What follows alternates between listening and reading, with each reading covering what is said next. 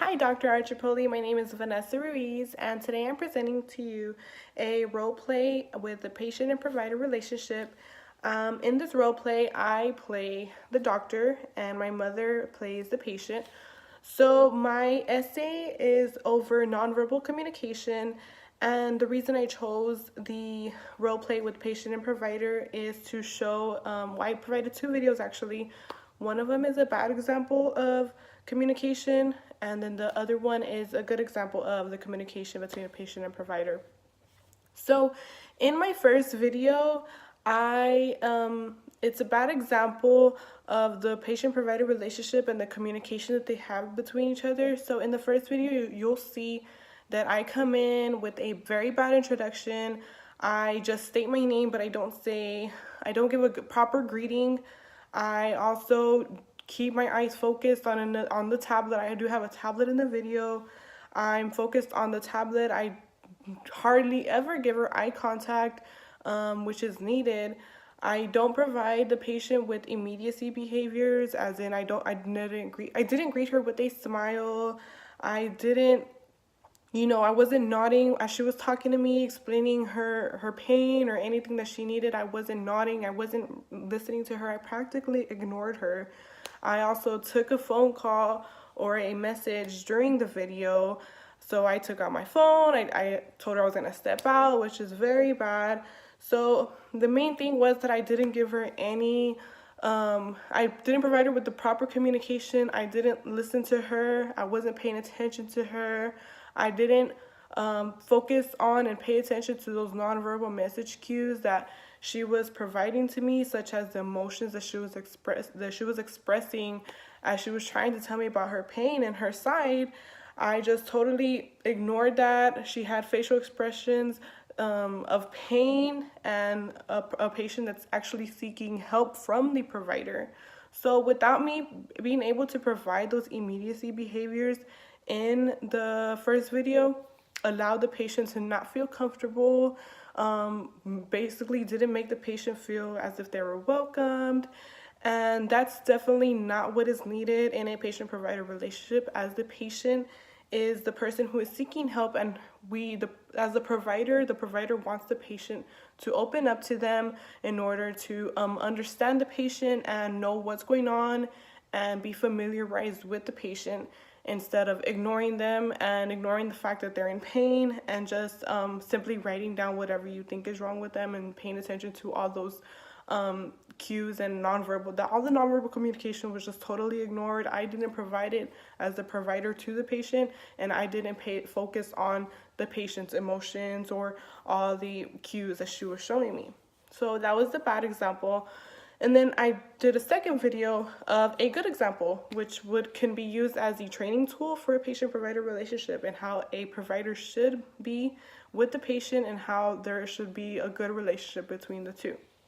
So in the second video, I come in, I greet her properly, I greet her with a smile, I ask her how she's doing.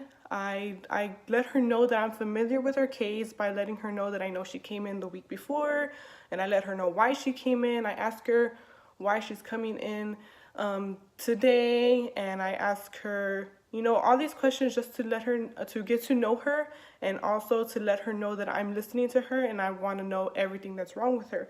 I provide her with all the eye contact. I do have my tablet in the second video, but if you can notice, I probably look at it or glance at it twice throughout the video, and I let her know that I have all my eye focused on her. I'm paying attention to her. I'm giving her immediacy behavior such as nodding as she's telling me what's wrong with her. I provide her with, that sense of comfort and security that a patient needs in order to feel welcomed and comfortable and during a consultation with the provider. And being able to provide those immediacy behaviors and making her feel comfortable, she was able to explain to me the pain she had. I asked her, because she told me she had a side pain. So I asked her, what kind of pain is it? How long has it been going on? And I asked her about her diet. I made sure if she was vomiting or if she had diarrhea due to the stomach ache. But I tried to get to know the patient, unlike the other video where I completely ignored the fact that she had a side pain, and I was just like, okay, well, she just has a stomach ache, and I just wrote that off. So I paid attention to the patient. I noticed all of her, I tried to pay attention to all of her nonverbal message cues. I provided her with immediacy behavior, and of course, as you can see, that made a total difference to how the patient was in the first video to how she was in the second video. So, so yeah, that would be obviously a good example of how a patient-provider relationship should be. And if you can see, and if you notice in the first video and the second video, how the patient's reactions at towards the end. In the first video, the patient is left after I walk out and I dismiss myself. First off, I dismiss myself very improperly and very badly. I just say, okay, bye, hope you're feeling better, instead of, you know, giving a proper bye like the second video when I'm like, okay, I hope you have a great day. I let her know that she can come in and not hesitate to come in and contact me if it is needed. So as I was saying, the patient in the second video, you can see as I'm leaving, she has a smile on her face. She feels very comfortable knowing what's going on with her case and what we're gonna do next with her, and you know, the next steps we're gonna take. So she has a smile, she feels comfortable. And in the first video, she's left off like, okay, what's gonna happen next? What kind of doctor is this that she didn't even help me?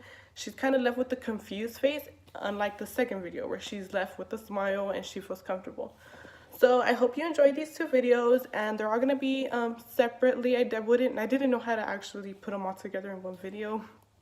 But so this one's going to be the first part as the description of the role play, and then I'm going to have two separate videos, part 1 for the bad example and part 2 for the good example. I hope you enjoy, and thank you so much for taking time out of your day to watch all these videos.